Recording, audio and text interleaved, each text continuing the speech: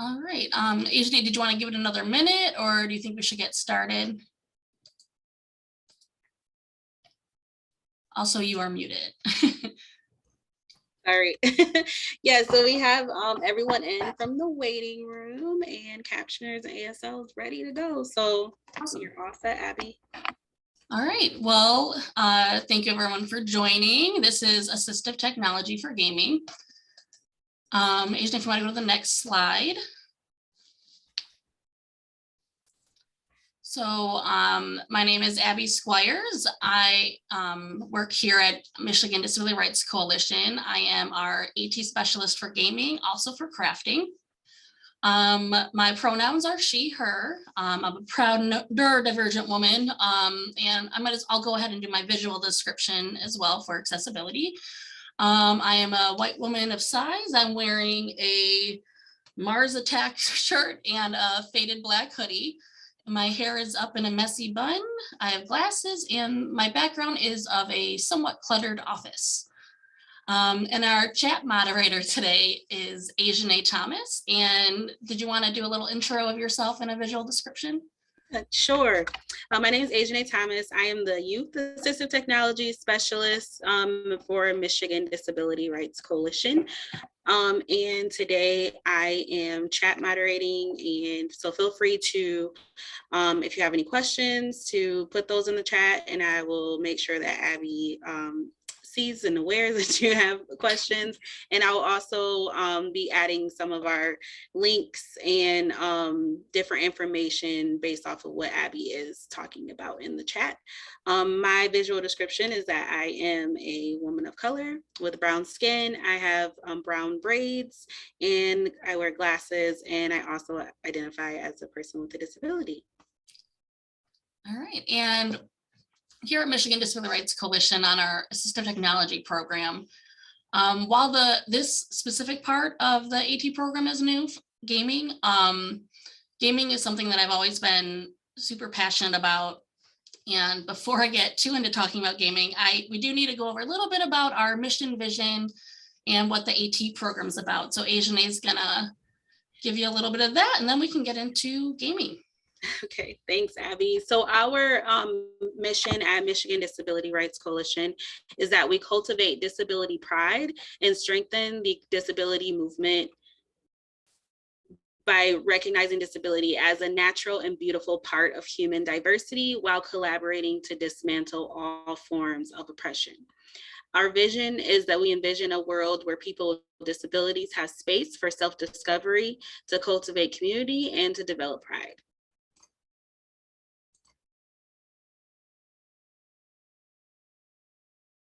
Our program, we provide the Michigan Assistive Technology Program. We provide assistive technology, AT, related supports around the state. We are a program that are by people with disabilities for people with disabilities. And we also go out, we cover all parts of the state, including the UP. And you can request a demonstration or loan out some of our assistive technology devices. You can do that by calling our number, sending an email, or filling out a request for a demonstration via a form on Google Forms. And I will put that information in the chat. Yep, and just to add a little bit on MATP, we strive to make all that we do as accessible and inclusive as possible. So if for any reason you have trouble with any of the information we present or the way we present the information, we welcome that feedback to improve. Also, just kind of note that with our current inventory of devices, we may not include all aspects of the disability experience. For example, we may have some things for individuals with a physical disability and other things might be specific for individuals with low vision. But we do our best to include everyone, but recognize we may not have devices that are specifically for one population.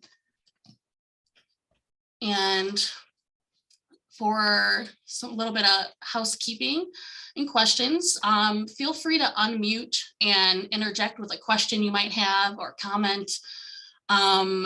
Feel free to, you can raise your hand, you can type in the chat. If you do, Ajane will read that out loud. And then we also will be asking a few questions throughout the session. So We encourage that interaction, so please, unmute or type in the chat.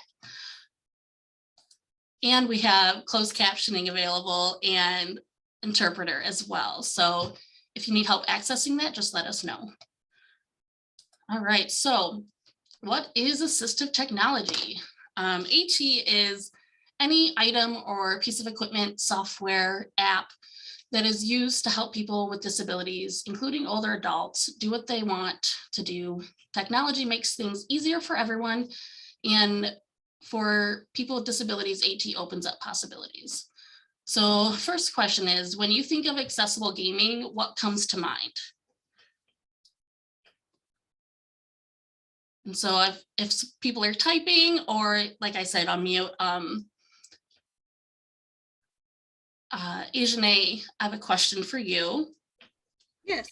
I know you're not typically a gamer, but is there any games or certain consoles that you play, or board games? Yes. So I love to play Mario Kart with my kids and with my family, and we play that on the Nintendo Switch right now. It's very nostalgic too, because like my era was the Nintendo 64. Yes. So now, and then my son, he plays Pokemon, and I used to play Pokemon when I was a kid. So like the new graphics and all that stuff, I'm like, wow, like you're really in a whole world. And I didn't get like, our screens were kind of like black and white, and so now he has like all these cool graphics, and the characters are like really clear and cool. But yeah, Mario Kart is like our thing, like playing in all the different like worlds and different levels and stuff. Like we love to play Mario Kart. Yeah, when you talk about Pokemon, I just think of the Nintendo 64 Pokemon Snapshot. Yeah, and the Game Boy and Game Boy Advance. Yeah. Yes. And I mean, and if no one has any answers for the accessible gaming, we'll just move on. And if you do want to type, we can still go back and rate that. If you want to go to the next slide. So some things we're going to cover today is how the lack of accessibility in gaming affects the public health crisis that is social isolation. We're going to go over some accessibility features on consoles, different types of adaptive controllers, and assistive technology for tabletop gaming. And we'll go over a little bit of other things as well. It's more of a brief overview today because there's just so much, like just on one of these topics alone, I feel like I could do a 2-hour presentation. So we're just kind of a brief overview today. And then I think someone just typed in the chat, Asian, if you want to. Yep. So Jordan said, I can't remember all the options, but I remember being impressed by the number of accessibility options I saw offered for Far Cry 6 on PS4. Yes. I feel like there's a lot of really cool accessibility features, especially in The Last of Us 2 and Assassin's Creed Valhalla. In Marvel's Spider-Man, the newer one, was super accessible. It was great. I think it won a lot of awards too. And actually that kind of goes into the next question. I already asked Ajane this, but I wanted to ask everyone here, if you want to go to the next slide. What console do you play on, or do you play on PC? Do you have a favorite game, whether it be a video game, board game, or card game, RPG? Yeah, you can, like I said, type in the chat or unmute. Yep. Someone's at PC, PlayStation, Tyler. Nice. I am a PlayStation person as well. I use my PS4 every day. I don't have a PS5 yet. And I wish I had a PC, but I do not have a decent enough PC to run any games. PC and TTRPGs. Nice, Eileen. D&D on PC, otherwise PS4. Jordan. Nice. Jaleesa loves to play Candyland with her daughter. Yes, with some Chutes and Ladders in there. Favorite game is Last of Us 2. It is so good. I agree with you, Tyler. And the first Last of Us I thought was amazing, but the Last of Us 2, the accessibility features, chef kiss. Well, thank you, everyone. And then we can go on to the next one. And if someone wants to chime in with their favorite game, go for it. So with social isolation, it affects or gaming affects social isolation a lot. So just some like quotes and stats that I found from able gamers: 35 to 45% of people with disabilities were profoundly socially isolated even before COVID. And it was just way worse once COVID hit. And also research on digital games have shown that they contribute to higher levels of well-being, less depression, and less negative effects amongst older adults. And so while going to an arcade or a gaming meetup is really good for combating social isolation, it's not always an option. So like there are multiple barriers, such as like transportation or lack of supports, or being a higher risk of COVID-19. And some spaces might even have physical barriers that are not accessible. So that's where online gaming comes in. They help allow individuals to connect with family and people who have similar interests. Like my brother is in the Marines and he's over in California right now. And that's a way that we keep in contact and talk the most, is either play games together, or he has a PC and he streams a lot on Twitch. So I'll watch him on Twitch and talk via Twitch and moderate his chat sometimes. And that's been super great. And we love that.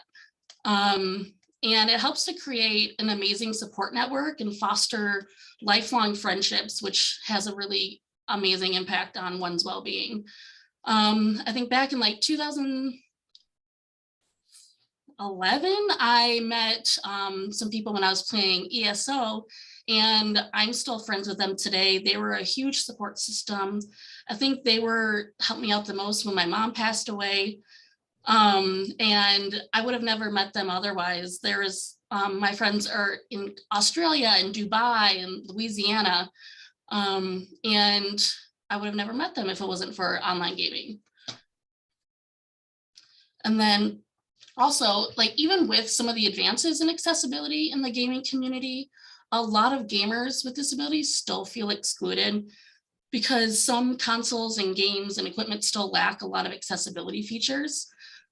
Which is why accessibility, in my opinion, needs to stop being an afterthought for developers and needs to start being part of the process from like the very beginning. And I do have a quote that I didn't put on there, and I'll get to the next slide, I'm sorry. A man who served in the Navy and ended up being injured and a quadriplegic, he said that he loves online gaming because it provides him with the distraction from his physical pain and engages him socially. His quote says, "I primarily use it as a distraction from chronic pain because I have neuropathic pain in lower part of my body, and it feels like my limbs are on fire. The more that I'm totally distracted or immersed in a game, the more that pain tends to go away." So just another way of how it's positively impacts people. And so some types of accessibility features on consoles. I was originally going to do individual consoles, but there is just so much overlap. So a lot of consoles have like narration, magnifiers and zoom features, high contrast or colorblind options, closed captionings, some voice to text, button remapping. And if some of you might not be familiar with remapping, that allows players to choose what assistive aid they will make, like the character jump or run or pick up items without having to rely on the default settings. So if the right trigger button is not accessible to you, you can remap it so it ends up being triangle, which is accessible, which is super helpful. And not all games have that, but some do, which is nice. And something to mention about Xbox, they have a lot more features than others. I feel like they have something called Copilot, which is really cool because you can connect one controller to another, and that helps because you don't need to I'm sorry. It makes it easier. So if using both hands is an issue, or you only have use of your right arm and you can only use half the controller, someone else, like a friend or family member, can like control the moving around and looking or the jumping. And so you can play together as one person, but it's also helpful for even like just playing as one person. So you could be using the right side of the controller, and then the connected co-pilot one you could have on the ground and use your foot to help move around. So I just thought that was really an awesome feature, and I wanted to include that in here. And Xbox also has made it really easy to find games in their store. So they have accessibility tags, and so people can go through and check to make sure the game they want to get has the accessibility features they need. So they can make a decision if they want to purchase that game or not. And I haven't checked in a minute, but PlayStation, they had an accessibility tab. I'm not sure if they still do, but it had like a list of games, but it didn't list any of the actual accessibility features in the game. So I didn't find that super helpful. But I mean, I guess they're trying. But I think PlayStation can come a little farther. And I feel like Switch is starting to get a little bit better. But again, I feel like it's no match for Xbox right now. And then we can go on to the controllers. So there are a lot of different controllers, more than what I have pictured here. But there are a lot of 3D printed adaptions and ways that you can access that. You can purchase some online, or you can even go to like a local library or college campus, and soon you can come here. Well, we're getting a 3D printer. And some locations might just make you pay for the filament or labor to make it, but that's a really it's just a fun way, I feel like, to obtain adaptations for your controllers. And then so in the middle there, that's a Switch controller, the Joy-Con, and you can place that inside this controller, so it makes it a steering wheel, so it's easier to play, I feel like, Mario Kart and things like that. And they have a lot of other controllers that you can insert the Joy-Cons to make it easier. And they have something called a Pro controller that it kind of looks like an Xbox controller, and that makes it, if you're used to like Xbox, PlayStation controllers, I find those a lot easier because the Joy-Cons are just so small. And there's a lot of sites that I'm going to include on the resource guide that you can check out and purchase, and accessible adaptive controllers. Also a bunch of 3D printing blueprints.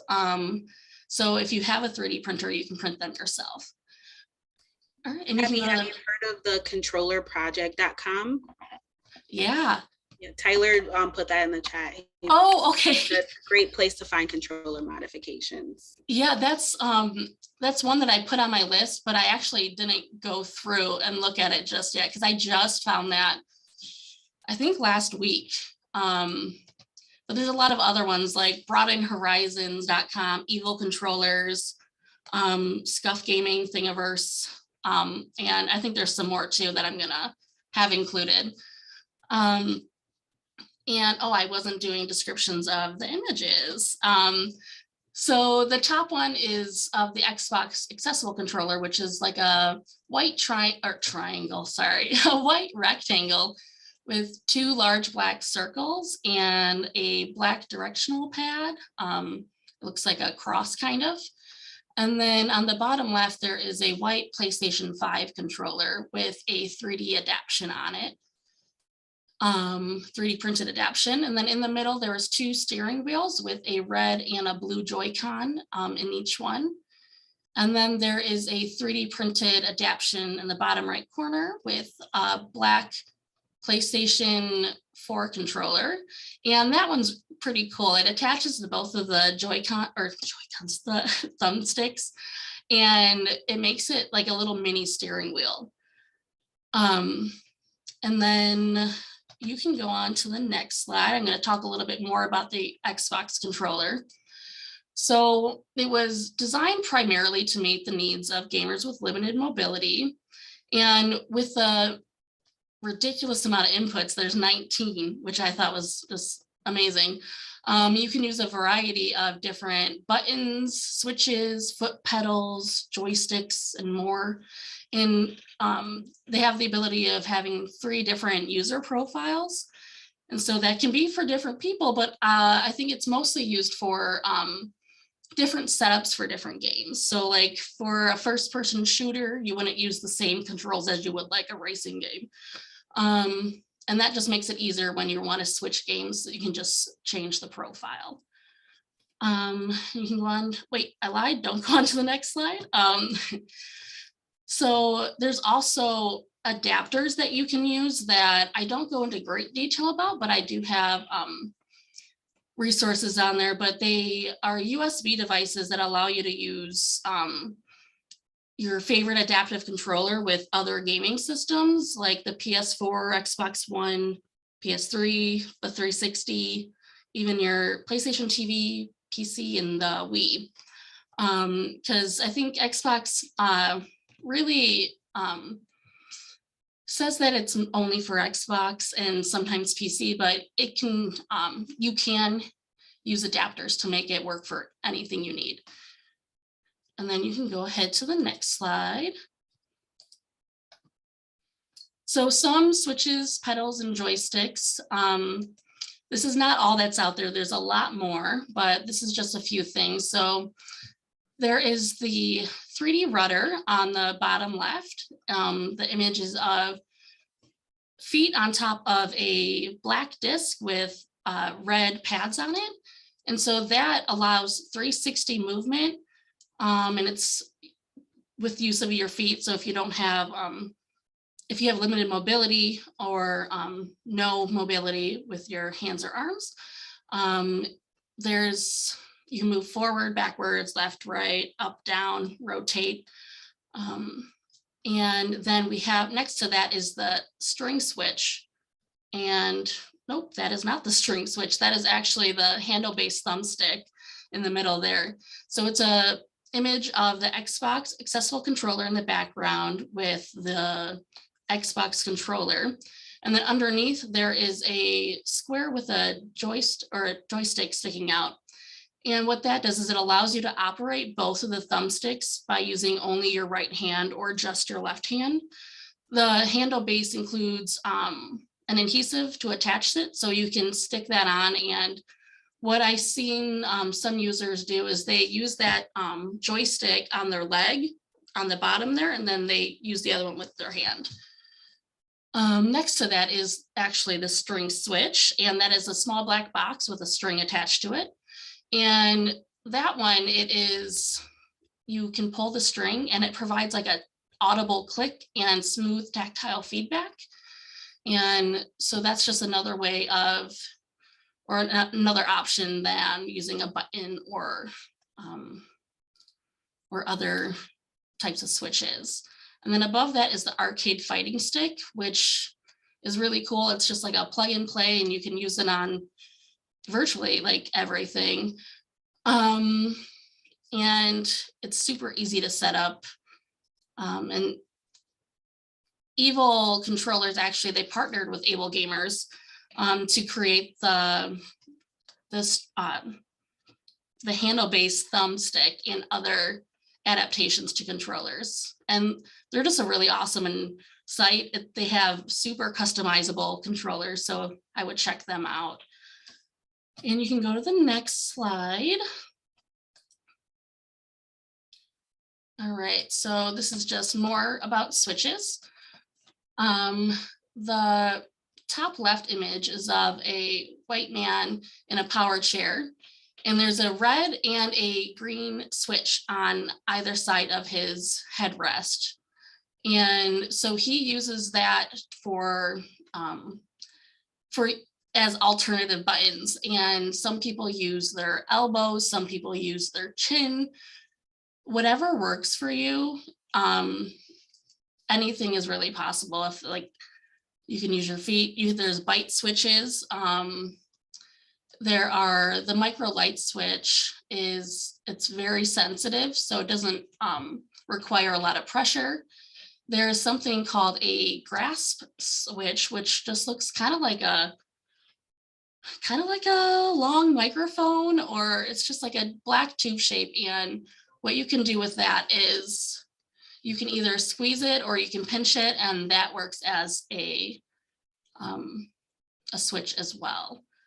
And you can go on to the next slide. All right, so grips and thumbsticks and miscellaneous. So for this one, the thumbsticks on the bottom right image, they're purple and they have a tactile design on them. And there's also the grip on each of the handles of the controller.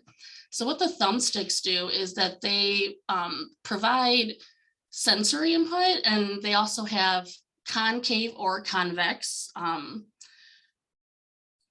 design, and sometimes you can get them a hybrid. So one joystick can be concave, the other one can be convex. And there is different heights that you can have as well. So there's the low, medium, high, and this allows increased control. And the grips have a certain material that helps with grip, but also it helps with airflow to keep your hands cool and not all sweaty. And it's a foam kind of material. It's like a rubbery foam, and it feels like memory foam kind of, and it's just easier on your hands as well.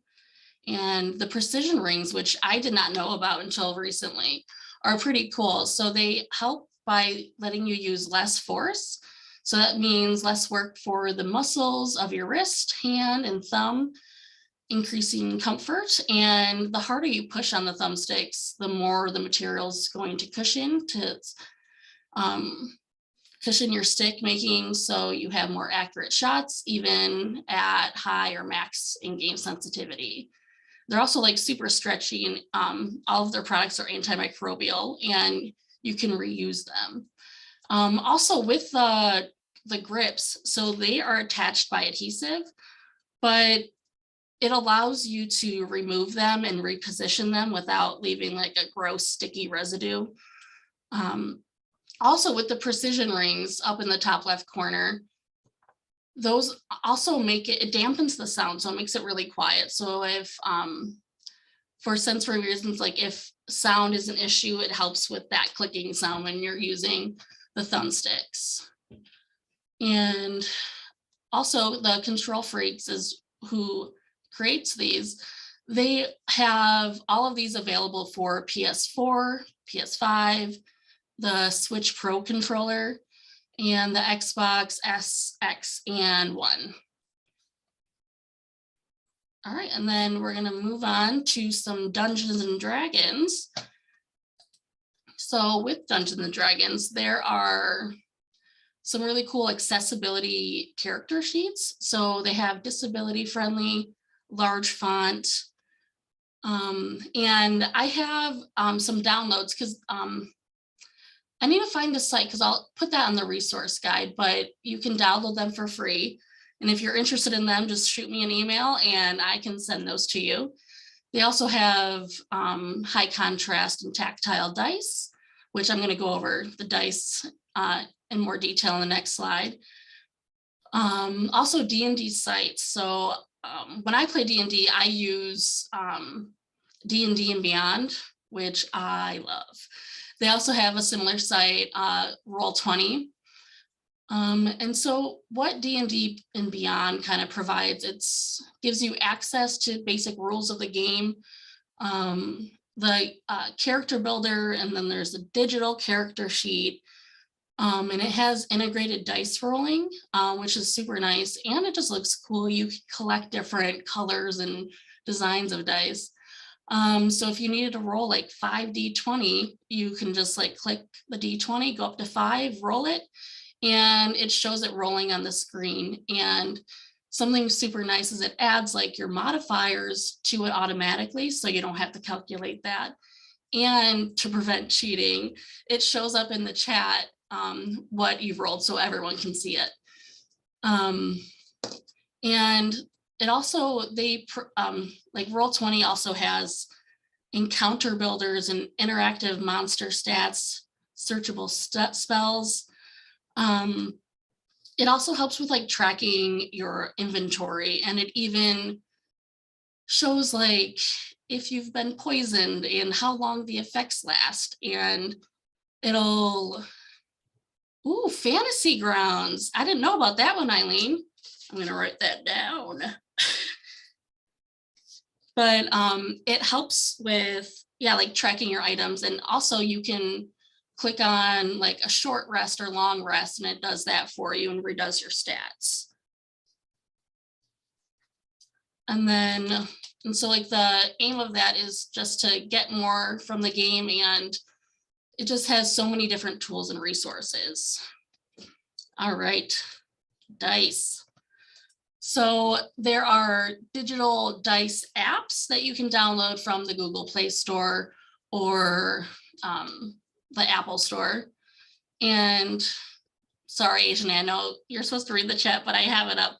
Yeah. So I saw that Jordan said, I haven't done it personally, but the Discord app has bots you can use to roll. What? I didn't know Discord had that. Oh, and speaking of Discord, our social media guy, Nick, and I are trying to work on creating a Discord group for inclusive gaming. So look out for that. And some other dice, there's tactile dice. And tactile dice is different than Braille dice by, it just has the raised like 1, 2, 3. And also they have tactile dice with like the actual numbers written out, but you can feel what it is. But then the Braille dice is actually in Braille, and a lot of those are 3D printed. And then there's also large print and high contrast dice, which is super helpful with low vision. And something I never actually had myself, but I think is super cool, are the dice towers. So if like shaking and rolling the dice isn't that accessible, or they end up going everywhere and falling on the ground, you can just set them in the top of the dice tower, and then it rolls down and rolls for you. And I feel like with my neurodivergent, I feel like it also helps because sometimes when I roll, I'm like, and I get like a bad roll, I'll be like, oh, I shook them wrong, or I rolled them wrong. And so really when you do this, it's like, it's up to the dice tower. It's not something that you did wrong. And I know that might sound silly, but it helps me. And also something that's super cool that I just recently found out, you can ask Google or Siri to roll dice for you. I'll do that on my phone right now. So you can say, hey, Google, roll 5d20.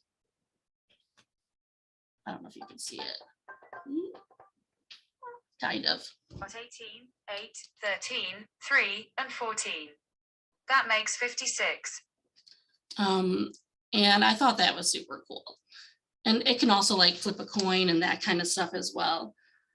And I haven't tried it with an iPhone, but I was told that it works with that as well. All right, and then we can go on to the next. So card games. There are things like an automatic shuffler that makes it easier to shuffle cards. And we have the top right one, which is a blue device that you can set your cards in, and it's just one row, but it's still super helpful if holding the cards is difficult. And then in the middle on the bottom, it's another design, and it has like 3 tiers. So you can put a lot more cards on there, and it makes it easier to see each row. Also large print playing cards. And then there's also a lot of large print for like low vision, like bingo. There's large print Boggle and a lot of other games. And the large print just helps by less eye strain and just makes it more visible. And something that there's no pictures of on here, but there's a lot of Braille games. They have Braille kits for games that you can purchase, like for Settlers of Catan, all the rules, everything, even like the little hexagon things are all in Braille, which is really cool. And they have it for like Uno and Monopoly, chess, checkers, bingo, dominoes, virtually like almost all the games you can think of. All right, and then, so because it was a pretty brief overview, if you did want more in-depth information on, I listed a lot of things on there, feel free to reach out. Also in the survey, I believe there's a text box where you can put what you might want to see more on. I'm already planning on doing a D&D alone, like just by itself, because I have so much more I can talk about with that. So yeah, with that one, feel free. Oh, thank you, Asian. I put my email in the chat. All right, and then you can go to the next slide.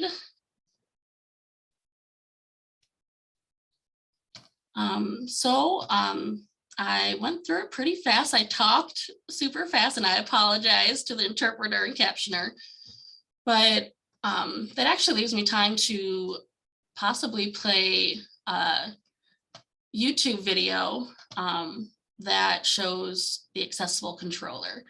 And it has Zach Anner in it, which I think he's hilarious and I like him a lot. So actually I will bring that up. And we can watch that and then I can start to end it. Oh, I see Jonah. Hi there, sorry for the awkward timing of this question. I'm driving, hoping you can get to it eventually. I run a video game collection at an academic library, and I'm considering a student project that would test games for accessibility features and compile lists per games. Does it allow activate subtitles before the intro? Can the subtitles be adjusted? Detailed descriptions of how the multiplayer works? I love that. The question is, which websites or other repositories, such as Can I Play That? I'm so glad you asked that, actually, because I do have a list of similar on similar sites on my resource guide, but I don't have that up right now. But there are other sites like Dagger System. There's one for like family games that you can look up, games by accessibility features. And I think there's a couple other ones. And some of them I feel like are really convoluted and kind of hard to navigate. And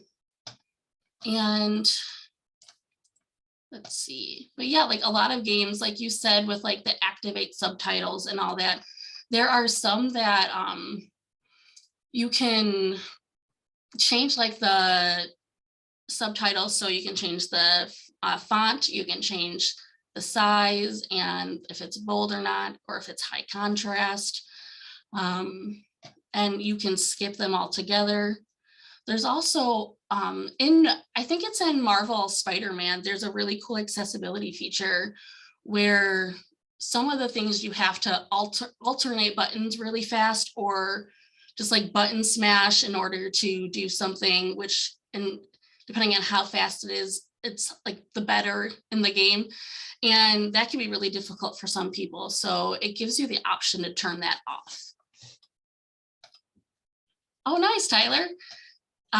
Yeah, oh, gaming accessibility, Nexus, Dagger System, accessible games database, Can I Play That, game access info. Nice, thank you, Tyler. And I know you said you were driving, Jonah, so if any of those aren't on my list, I will make sure they're on the resource list, and I will credit you, Tyler. No need, you probably got them on there, I just figured, just in case. Yeah, I don't know if I have the accessibility Nexus one, so I think that one might be new for me. Yeah. So thank you. Finding ratings on games and stuff like that has definitely been something that is a roadblock for a lot of users and definitely something I've ran into as well. So I mean, Yeah, and it's definitely it's hard to gauge too, because I mean, it depends on how many inputs you have available and stuff too, right? It's not really a one rating. Sometimes that's difficult, but yeah, definitely nice exactly. to see what accessibility options are in games before they're launched, because you don't want to buy an $80 game and then realize that it doesn't work for you, right? Exactly. And I feel like some of the reviews aren't done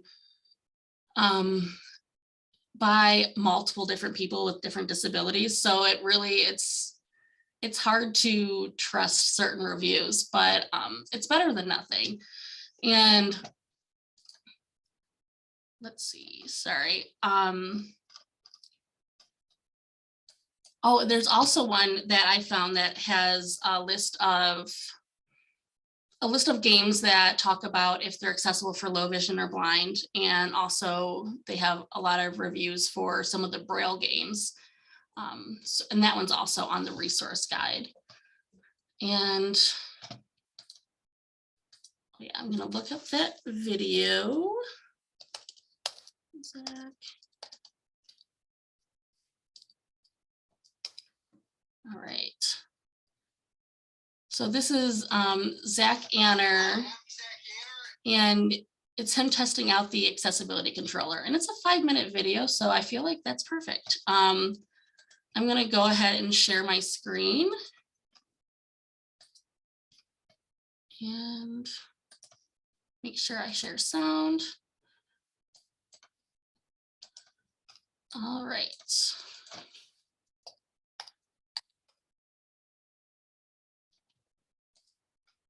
Okay, and let me know if you can hear it all right. And we are here at the Microsoft Lounge to Did check everyone out hear their that? new adaptive controller. This controller allows any variety of gamers with any ability to play the way that they want to play. It's these two big buttons. They can be programmed as anything on the controller. Right now they're at A and B. My first thought was, man, I would have loved having this as a kid. Yeah! I won both games. I'm amazing. And my second thought was, I want to beat Josh Flanagan playing video games. Josh and I met in college and we immediately became best friends. He has carried me up mountains. He is the Thelma to my Louise. That analogy doesn't work at all. I've got a pretty solid 34 years of gaming under my belt. I'm really interested today to see how far Zach's less than 1 day of gaming stacks up to that. If I can just get to that level immediately, then I'll be satisfied.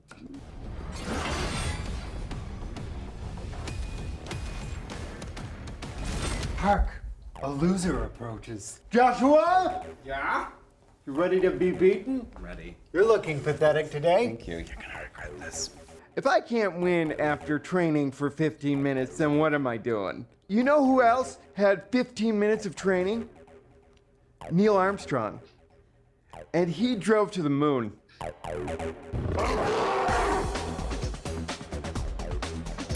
Ready? Yeah, yeah. Yeah. Whoa! Okay, so you're beating me a little, but I'm just getting warmed up. This is more even than I thought it would be. I was immediately taken aback by how good I was. I was actually pretty impressed. He was getting some punches in, but you know, he was still awful.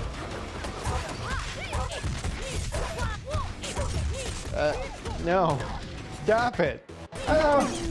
This is so many. Wait, you didn't win, did you? Yeah, I did.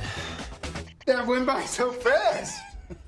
Got a few jabs in, but at the end of the day, Zach he's new to this. He's a baby, and you know, what's the first thing you do to a baby? You spank it. I can't spin that. That sucks. I hope you get diarrhea and it never stops. Too late.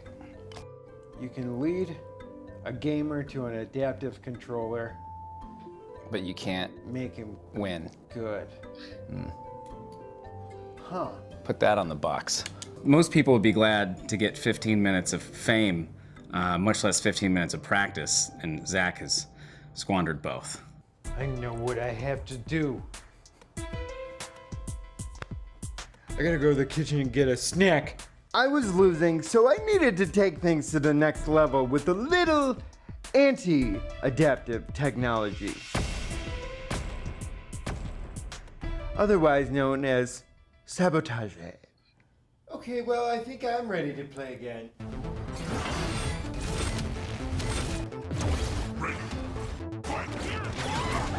Airhorn!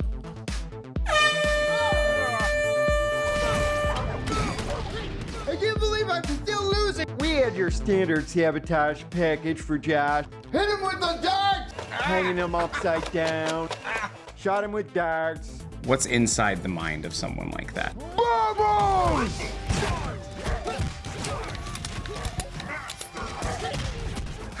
I think I'm going to stop it right there. I'll provide the link for the rest of it in the resource guide as well. And Zach Ganner is a comedian with cerebral palsy, and he does a lot of videos about accessibility. There's one that he's like on the search for the rainbow bagel in New York, and he talks about how like inaccessible a lot of and how many physical barriers to get to the bagel shop.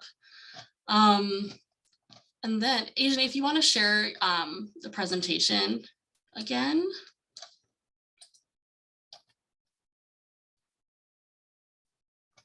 Then you can hit the next again, because I think this one pops up. Okay, so thank you for attending our AT for Gaming. What's that? You want a demo? So what we do is we provide individualized meetings with our AT specialists, and you can review and test out different products, compare and contrast them to see what works best for you. We have a phone number you can call. You can email me directly. There's a Google form even you can fill out. And then if you want to hit enter one more time, I forgot. Okay, oh yeah. What? You're super excited to fill out our survey? Asian is going to put our survey link in the chat, and any feedback would be appreciated, and let me know what else you want to see. Any future presentations. I know I didn't go super in depth with a lot of things, but I would love to. So let me know what you might want to see next.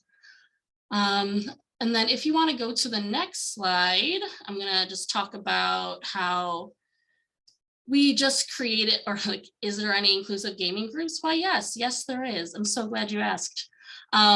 We just created an inclusive gaming Facebook group. The link will be in the resource guide, and Asian, I don't think I sent you the link, but if you want to put that in the chat. So what we do on there is we share different accessibility features in games. We just talk about our personal experiences.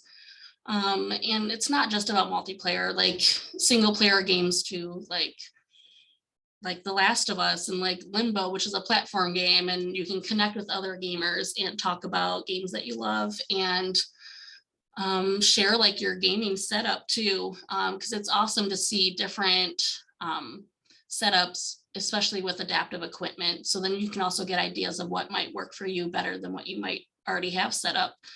And we share streamer names. So if you have like a Twitch, or you stream on YouTube or Facebook Live, we encourage the promotion of that and promotion of events that might be nearby that people can attend, whether it be in person or virtual. So yeah, please feel free to join. And if anyone has any questions or comments, we have about 8 minutes left, so feel free to ask questions.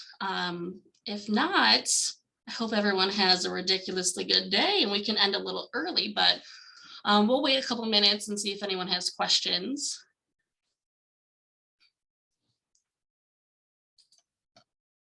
And again, feel free to unmute. And actually, Tyler, I did have a question for you with Makers Making Change, because I know, I believe there is Makers Making Change in like every state as well. Could you actually talk a little bit about what it is that Makers Making Change does? Yeah, for sure, of course. Yeah, so we're a nonprofit based out of Canada, but like you mentioned, all our designs for all our stuff are open source and online, so they're available, worldwide. So all the designs are focused around assistive technology. So you mentioned switches. So we have 3D printed versions of switches that the user will only pay the material cost of what that is for the volunteer who's going to make it. So traditionally, switches can be in the $60 to $100, sometimes even $200 range, and then just the cost of materials for our switches are in that like $5 to $10 range for those. And yeah, as you mentioned, in the U.S., we have chapter volunteer leaders all across the country. So if I'll put a link in the chat right now to our website. But if you go on the Assistive Technology Devices tab, and if you find something that might work for you or something that you want to try out, you can just hit request, and someone in your area will volunteer and help build it. And then if you don't find something that if you find something that you're looking for something that isn't on the website, you don't see it, you can submit an idea as well. And then some of our volunteers are designers, and they'll take that and create it, work with you to create it for you.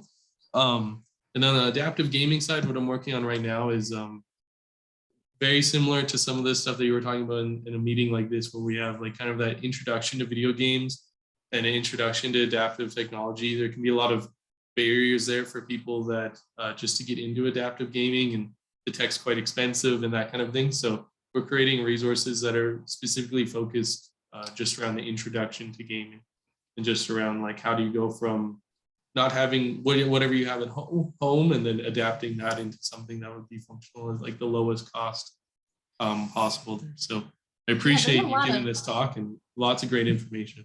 Thank you. And I'm glad you brought up some of that, because yeah, there's a lot of DIY setups that you can do. And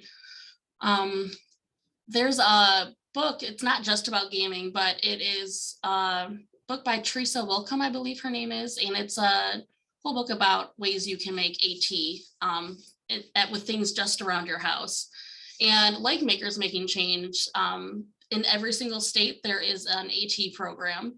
And that's another thing, if you want to reach out, and we can help you locate the AT program in your state. And also, like you said, AT can get really expensive.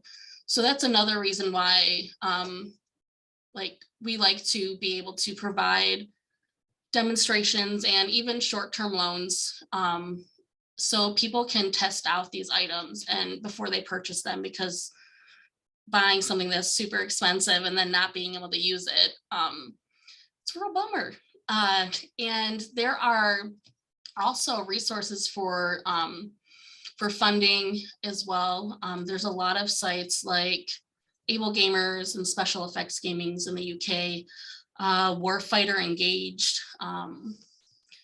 There's a few others too that help with funding, and also some local center for independent livings might have funding as well.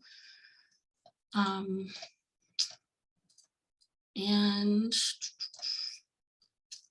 I think that about covers it. And I know I said it like 80 times, but please let me know what most interests you on hearing next, because I would love to put together a presentation about that so I can get more in depth.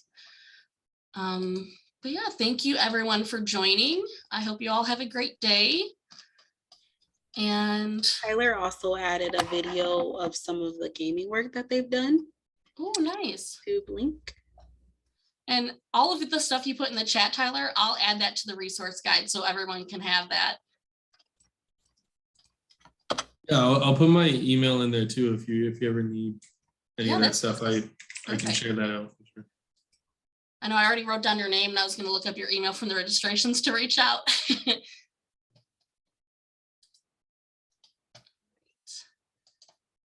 Yeah, and everyone, you're free to go. Thank you for joining.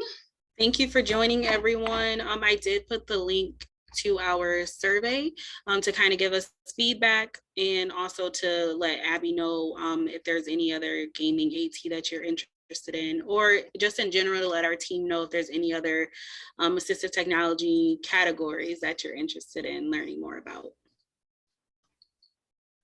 Thanks, Jonah. Thank you for joining. Yes, and thank you, Tyler, for adding so much to the presentation. Is really appreciated. And someone did just ask in the chat to provide the link of the Zach video. And I did send that to them directly, but also I'll put that in the chat for everyone. But I will also include that in the resource guide, which I'm going to add some more things to it. And that and the recording of this will probably be sent out tomorrow morning. Okay, perfect. Yeah, awesome. Yeah, well, thank you so much for letting me talk about Makers Making Change too. I appreciate that and everything. I think there's lots of good collaboration pieces here too. So I'll reach out to you guys and on Instagram. I think that's why I found this. I'll reach out there and maybe we can communicate there. But yeah, have a great rest of your guys' day and thank you so much. Awesome. Thank you. Thank you, everyone. Have a good day.